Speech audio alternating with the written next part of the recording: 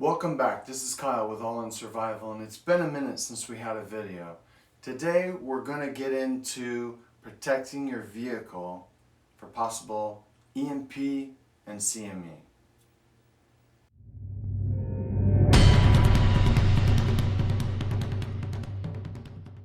Alright, we're back. Let's get into this. Today's video is a little bit more on the preparedness side than the overlanding side. Today we're going to talk about protecting what you have put time and effort into, and that is your vehicle. In this case, in a preparedness mindset, it is a bug-out vehicle, allowing you to take your family and your supplies and evacuate a particular area.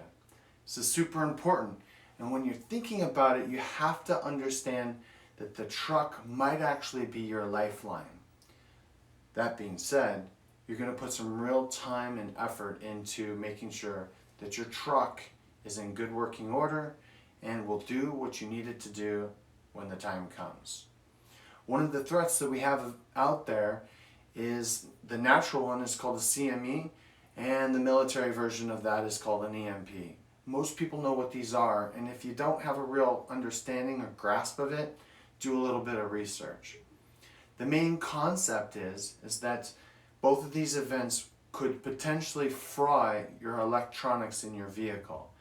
And in the old days, there was very little electronics in a car, and especially in the early 70s and before, most of these vehicles are still going to run.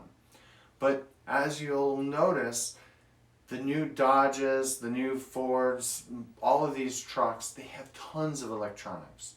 My truck has got a huge screen and every bells and whistles, electronic everything.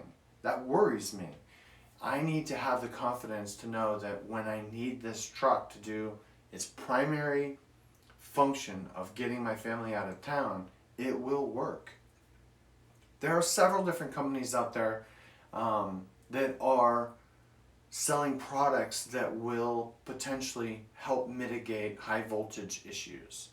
And I decided to go with disaster preparer, a gentleman named Dr. Bradley. He's amazing. I mean, if you watch some of his videos, he's got a grasp on this stuff that most people cannot even come close to. So we're going to look at these different products. The first one we're going to look at is the Trap B. This is the vehicle version, and it goes across the battery. It's got a positive and a negative terminal. We strap it from the top. This is to mitigate any high voltage that is going to come into the vehicle and go across your battery, potentially damaging stuff. Next is the plug for like your lighter plug, and we plug those in wherever you have them in your vehicle. Next, I have 110 outlets in my truck, so I went ahead and got the pronged version, and a lot of people, they'll use this one for generators, but I'm going to go ahead and use it in the truck. These are all basically the same internals, they just are used in different ways. Lastly, we got the high saturation ferrites, and these are going to go around your cables that are exiting your battery. Now, as I found out pretty quickly,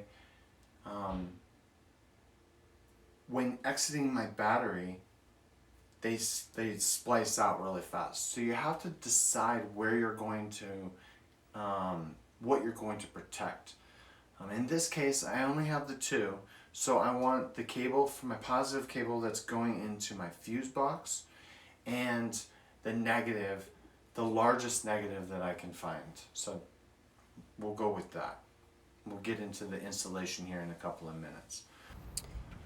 Alright, first thing we're going to do is install a couple of the devices that go on the inside of the truck.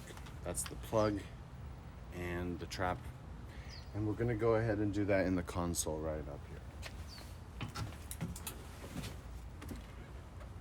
So right up here I have one of those 12-volt plugs, and we're going to go ahead and install that in there.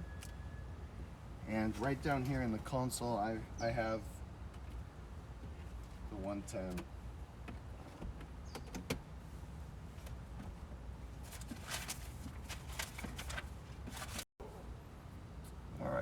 go ahead and pop the hood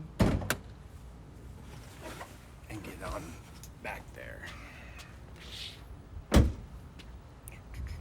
But cut all this out.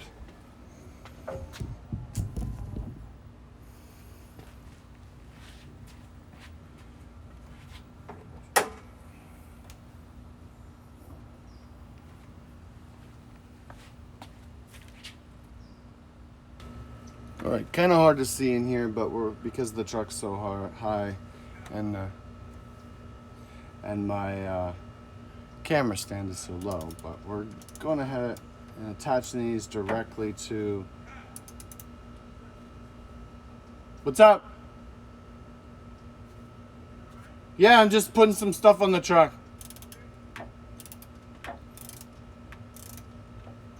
You got always got some pesky and nosy neighbors.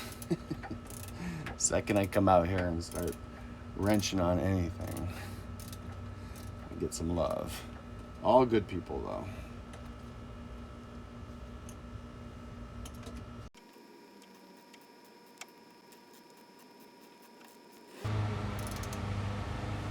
Okay. So we'll move this on under, bring it around. It's out of the way a bit.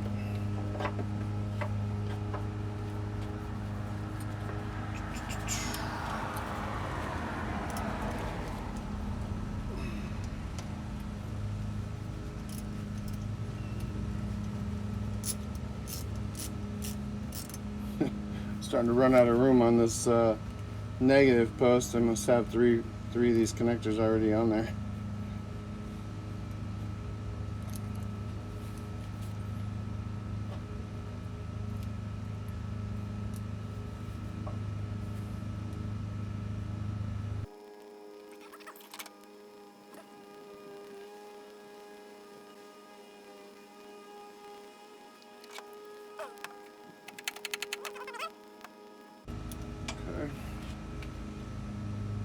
Good solid connection.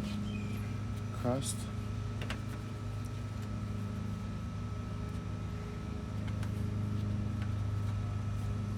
Might make a small cut in the plastic sleeving just so it sits a little tighter. Alright, and we're going to go ahead and pause this. Alright, so we've just installed the trap across the battery, and after rereading the instructions, I noticed that Dr. Bradley would like you to put in the negative first, which I did not do. But it's in, and it's secured. It's out of the way as this shock comes down, so hopefully we won't have any damage there. Last thing we're going to do is go ahead and install these high saturation ferrites. And what we're looking to do is to either get it across both of the so on my power positive, it splits pretty quickly. So I'm going to attempt to get around both of them, and if I can't, I'm going to follow the cables and decide which one I want to protect more. Likely it's the one going to the fuse box, and that's going to be, you wouldn't want all of your fuses to blow at the same moment if something bad happens. So let's go ahead and take a look.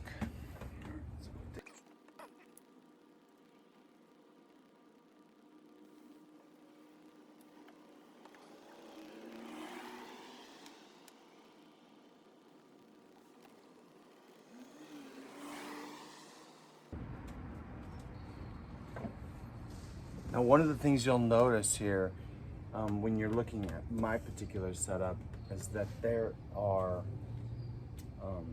Ram has done a really good job at insulating some of these cables, which is adding a layer, an extra layer around the outside, which is making it difficult for me to get this ferrite on. So I'm gonna take a look, and I haven't decided whether I will strip away some of the shielding so that I can get the ferrite on, or find a location where it's thin enough.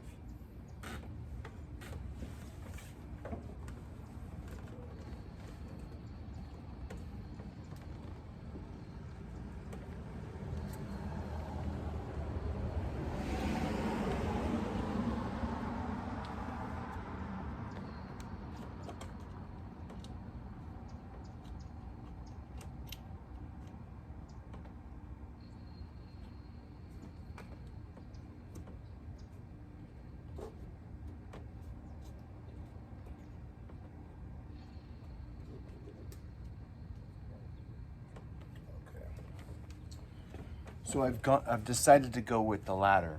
I'm gonna go ahead and strip off some of this extra shielding. It's a risk. You're going to be messing with things, so you have to be super cautious.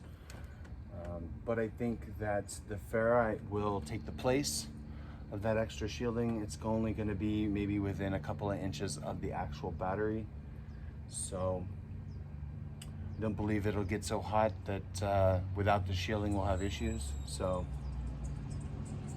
your decision, it's your vehicle. All right, I'm gonna come back when I'm done with that. All right, I spent about the last 15 minutes in a super tight little spot trying to really take off this little bit of extra protection around the wires. By doing that, I was able to get the high saturation ferrite clamped around that. Not easy. And I think we're good to go.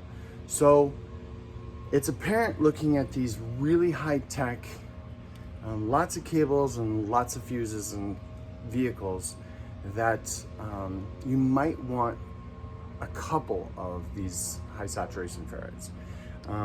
In my situation,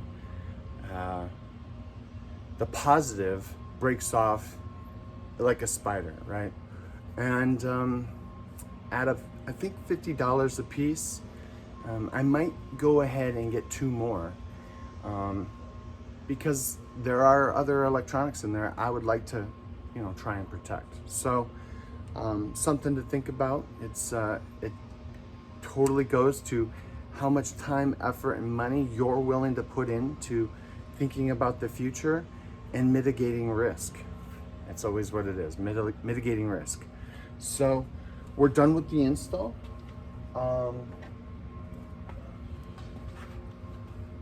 I hope that we will never have to use gear like this. This is the last thing in the world I want, because even if my truck works, the years following some kind of EMP or CME event are going to be the hardest you can possibly imagine. So if you want to get a grip on the magnitude of what we're talking about here, go ahead and read a book called 1 Second After by William Forster. And after reading that book, you should have a more overview idea of what that type of event might do to you, your family, and this country as a whole. So one of the first books I read when I was getting into preparedness, and I hate to say this openly, but it scared the shit out of me, straight up. There's no one size fits all answer to that question. There isn't.